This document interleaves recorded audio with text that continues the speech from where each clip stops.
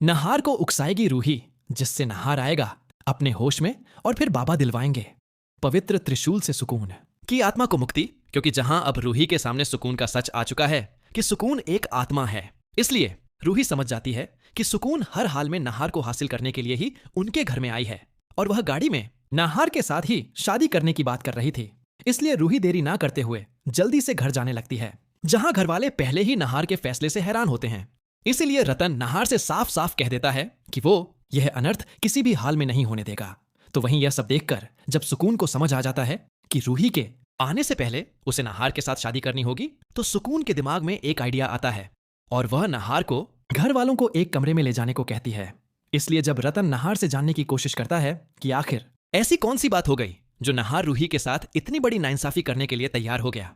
जिस पर नहार घर वालों से कहता है कि नहार के कमरे में चलने पर घर वालों को पता चलेगा कि रूही ने उसके साथ क्या किया है। इसलिए नहार धोखे से पूरे घर वालों को अपने पीछे ले जाता है और जैसे ही सभी लोग कमरे के अंदर आ जाते हैं, वैसे ही नहार बाहर से कुंडी लगा लेता है, जिसे देखकर पूरे घर वालों को एक बड़ा झटका लगता है कि आखिर नहार कल की आई लड़की के लिए उनके साथ ऐसा कैसे कर सकता है। जिसके बाद नहार किचन से गैस पाइप निकालकर घर वालों को साफ साफ धमकी दे देता है कि अगर घर में किसी ने उसे रोकने की कोशिश की तो वो आज सबका खेल खत्म कर देगा, जिसे देखकर पूरे घर वालों के पैरों तले जमीन खिसक जाती है। तो वहीं इस सबसे दादी को भी समझ नहीं आता कि जो नहार रूही के बारे में कुछ गलत तक नहीं सुन सकता था, आखिर आज वह सुकून के कहने पर यह सब क्यों कर रहा है। जिससे दादी को भी एहसास हो जाता है कि सुकून सही लड़की नहीं है। इसीलिए अगर सच में आज नहार ने उसके साथ शादी की तो वह इस घर को बर्बाद कर देगी। जिससे मजबूरी में दादी नहार को शांत करवाकर उसे समझाने की कोशिश करती है कि नहार रूही के साथ धोखा करके अच्छा नहीं कर रहा, क्योंकि रूही जैसी सुंदर मन की पत्नी उसे कहीं नहीं मिल सकती।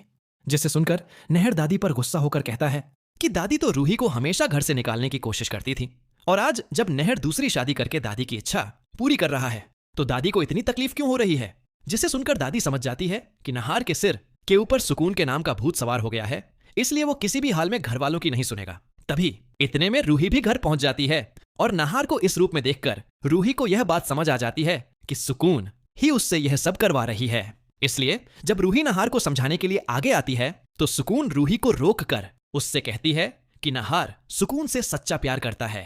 इसलिए वह अब अपने प्यार की खातिर पूरी दुनिया से लड़ने के लिए भी तैयार है। जिससे रूही को सुकून पर काफी गुस्सा आ जाता है और वह नहार के हाथ में माचिस थमाकर उससे कहती है कि उससे जो करना है वह कर सकता है। जिसे देखकर सुकून के होश उड़ जाते हैं और उसे समझ नहीं आता कि आखिर रूही नहार को क्यों उकसा रही है। जहां रूही के दिमाग में क्या चल रहा होता है किसी को पता नहीं होता। और फिर रूही नहार से कहती है कि नहार जब किसी गैर लड़की की खातिर अपने घर वालों के साथ ऐसा बर्ताव कर रहा है, इसलिए अच्छा होगा कि वह सुकून के लिए सबका खेल खत्म कर दे, क्योंकि जब नहार सुकून से शादी कर लेगा तो वैसे भी घर वाले यह सब बर्दाश्त नहीं कर पाएंगे। जिससे रूही की बातें सुनकर नहार के रोंगटे खड़े हो जाते हैं और उसे धीरे धीरे यह एहसास होने लगता है कि वह यह सब ठीक नहीं कर रहा, जिससे नहार के ऊपर से